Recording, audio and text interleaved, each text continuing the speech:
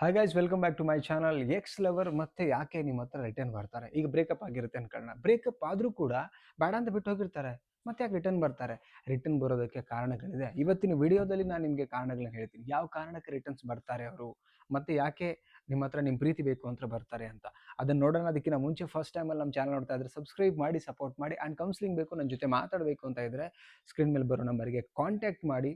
But charges ಇರುತ್ತೆ counselling. Okay, video end ತನಕ ನೋಡಿ. ನಿಮಗೆ ನಿಮ್ಮ ಲೈಫಲ್ಲೂ ಕೂಡ ನಿಮ್ಮ ಲವರ್ ಮತ್ತೆ ಬ್ರೇಕಪ್ ಆದಮೇಲೆ ರಿಟರ್ನ್ ಬರೋದು ಸಾಧ್ಯತೆಗಳಿರುತ್ತೆ. ಇದನ್ನು ತಿಳ್ಕೊಳ್ಬೇಕು ಅಂತ ಹೇಳಿದ್ರೆ ಇವತ್ತಿನ ವಿಡಿಯೋದಲ್ಲಿ ದ ಬೆಸ್ಟ್ ಪಾಯಿಂಟ್ಗಳನ್ನು ಕೊಡ್ತಾ ಹೋಗ್ತೀನಿ.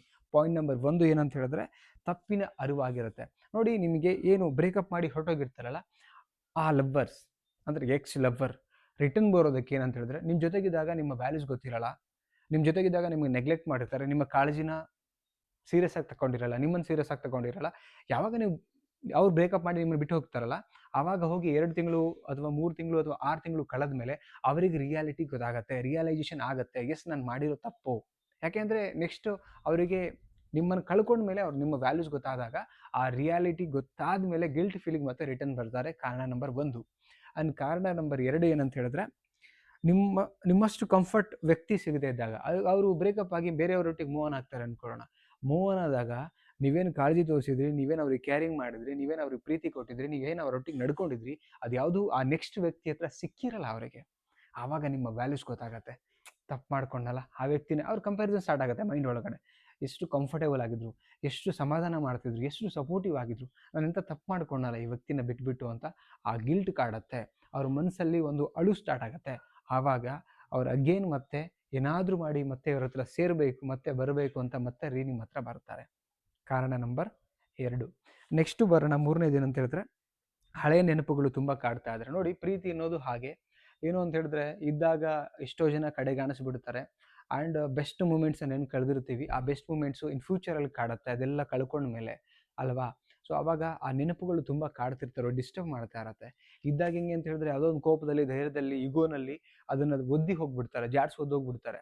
ಬಟ್ ಅವರು ಒಬ್ಬಂಟಿ ಆದಾಗ ಆ ನೆನಪುಗಳು ತುಂಬ ಕಾಡಿ ಕಾಡಿ ಕಾಡಿ ಕಾಡಿ ಅವರಿಗೆ ಈ ಲೋನ್ಲಿನೆಸ್ಸಿಂದ ಆಚೆ ಬರೋಕ್ಕಾಗ್ತಿರಲ್ಲ. ಆವಾಗ ಅದೊಂದು ರಿಯಲೈಸ್ ಆಗುತ್ತೆ. ಆವಾಗ ಮತ್ತೆ ನೀವು ಬೇಕು, ನಿಮ್ಮ ಸನಿಹ ಬೇಕು, ನಿಮ್ಮ ಕ್ಲೋಸ್ನೆಸ್ ಬೇಕು ಅಂತ ಮತ್ತೆ ನಿಮ್ಮ ನೋಡ್ಕೊಂಡು ಬರ್ತಾರೆ. ಇದು 100% ಸತ್ಯ ಸ್ನೇಹಿತರೆ. ನೋಡ್ತಾ ಇರೋರಲ್ಲಿ ಕೇಳ್ತೀನಿ, ಸೊ ನೀವು ಕೂಡ ಕಣ್ಣಲ್ಲಿ ಈಗ ಈ ಥರದ್ದೆಲ್ಲ ಕಥೆಗಳನ್ನು ನೋಡಿದ್ದೀರಾ, ಕೇಳಿದ್ದೀರಾ ಅಲ್ವಾ. ಸೊ ನನ್ನ ಕೌನ್ಸಿಲಿಂಗಲ್ಲಿ ಬಂದಾಗಲೂ ಸುಮಾರು ಜನ ಕಥೆಗಳನ್ನು ಕೇಳಿದ್ದೀನಿ, ಸುಮಾರು ಜನ ಸ್ಯಾಡ್ ಸ್ಟೋರೀಸು ಮತ್ತೆ ಬಂದಾಗ ಸರ್ ಚಾನ್ಸ್ ಕೊಡಲೇ ಬೇಡ ಅಂತ ಕೇಳಿದ್ದೀನಿ. ಸೊ ಹಾಗಾಗಿ ಈ ಒಂದು ಎಕ್ಸ್ಪೀರಿಯನ್ಸ್ ಮೇಲೆ ನಾನು ವಿಡಿಯೋ ಮಾಡ್ತಿರೋದು, ಕೌನ್ಸಿಲಿಂಗ್ ಎಕ್ಸ್ಪೀರಿಯನ್ಸ್ ಮೇಲೆ. ಸೊ ನೆಕ್ಸ್ಟ್ ಬಂದು ಏನಂತ ಹೇಳಿದ್ರೆ, ನೀವು ಹೇಗಿದ್ದೀರಿ ಅಂತ ತಿಳ್ಕೊಳ್ಳೋಕ್ಕೆ ಕೆಲವ್ರು ಏನು ಮಾಡ್ತಾರೆ, ಬಿಟ್ಟು ಹೋಗಿ ಒಂದು 6 ತಿಂಗಳಾದಮೇಲೆ ಮತ್ತೆ ಇವ್ರ ಲೈಫ್ ಹೆಂಗಿದೆ ತಿಳ್ಕೊಳ್ಳೋಣ, ಅಟ್ಲೀಸ್ಟ್ ಲೈಫಲ್ಲಿ ಎಂಟ್ರಿ ಹೊಡೆಯೋಣ, ಇವ್ರ ಲೈಫನ್ನು ತಿಳ್ಕೋಬೇಕು. ಬಿಕಾಸ್ ಅವ್ರಿಗೆ ಒಂಥರ ಹೊಟ್ಟೆ ಕಿಚ್ಚು, ನಿಮ್ಮ ಲೈಫ್ ಅಂದ್ರೆ ಅವ್ರಿಗೆ ಹೊಟ್ಟೆ ಕಿಚ್ಚು.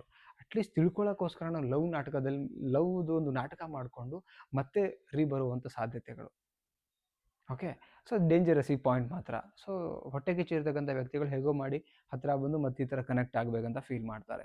ಆ್ಯಂಡ್ ದ ಲಾಸ್ಟ್ ಪಾಯಿಂಟ್ ಬಗ್ಗೆ ನೋಡೋಣ. ಏನಂತ ಹೇಳಿದ್ರೆ, ನೀವು ನೋವು ಕೊಟ್ಟಿದ್ರೆ ಅಥವಾ ಅವ್ರು ನೋವು ಕೊಟ್ಟಿದ್ರೆ, ನೀವು ನೋವು ಕೊಡೋಕ್ಕಿಂತ ಅವ್ರು ನೋವು ಕೊಟ್ಟಿದ್ರೆ ಅವರಲ್ಲಿ ಮನಸ್ಸಲ್ಲಿ ಏನು ಬರುತ್ತೆ ಅಂತ ಹೇಳಿದ್ರೆ, ಲೈಕ್ ನೋವು ಕೊಟ್ಬಿಟ್ನಲ್ಲ, ಸಾರಿ ಕೇಳಬೇಕಿತ್ತು. ಒಳ್ಳೆ ವ್ಯಕ್ತಿಗಳು ಯಾವಾಗ ಇದು ಫೀಲ್ ಆಗುತ್ತೆ ಗೊತ್ತಾ ಅವರಿಗೆ, ನಿಮ್ಮ ಪ್ರೀತಿನ ಬ್ರೇಕಪ್ ಆಗಿ ಒಂದು 6 ಮಂತ್ ಕಳೆದ ಮೇಲೆ ಅವರಲ್ಲಿ 6 ಮಂತ್ ಬೇಡ, ಜಸ್ಟ್ 2 ಮಂತ್ಸಲ್ಲಿ ಗೊತ್ತಾಗುತ್ತೆ, ಛೇ ನಾನು ಒಳ್ಳೆಯವರು ಅವರೇನೇ ಇದ್ದರು, ನಾನು ಆ ಮಾತು ಅನ್ನಬಾರ್ದಾಗಿತ್ತು, ಬೈಬಾರ್ದಾಗಿತ್ತು, ನೋವು ಮಾಡಿಬಿಟ್ಟೆ, ಸಾರಿ ಕೇಳಬೇಕು, ಆ ಥರ ಥಾಟ್ ಬರುತ್ತಲ್ಲ, ಆವಾಗ ಮತ್ತೆ ನಿಮ್ಮನ್ನು ಹುಡ್ಕೊಂಬಂದು ಮತ್ತೆ ಹತ್ತಿರ ಆಗಬೇಕು ಅಂತ ಅವರಲ್ಲಿ ಆ ಥಾಟ್ ಬರುತ್ತೆ. ಸ್ನೇಹಿತರೆ, ಇದಿಷ್ಟು ಪಾಯಿಂಟ್ಸ್ ಏನು ಹೇಳಿದ್ದೀನಿ, ಇದೇ ನಿಮ್ಮ ಎಕ್ಸ್ ಲವರ್ ಮತ್ತೆ ರಿಟರ್ನ್ ಬರಲಿಕ್ಕೆ ಮುಖ್ಯವಾಗಿರ್ತಕ್ಕಂಥ ಕಾರಣಗಳು.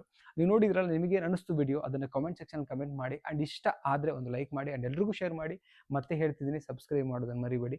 ಇನ್ನು 700 ಸಬ್ಸ್ಕ್ರೈಬರ್ ಆಯಿತು ಅಂತ ಹೇಳಿದ್ರೆ 50K ಆಗುತ್ತೆ ಅಂತ ಹೇಳ್ತಾ, ಆ್ಯಂಡ್ ಕೌನ್ಸಿಲಿಂಗ್ ಬೇಕಾ ಕಾಂಟ್ಯಾಕ್ಟ್ ಮಾಡಿ. ಮತ್ತೊಂದು ಟಾಪಿಕಲ್ಲಿ ಸಿಗೋಣ. ನಮಸ್ತೆ.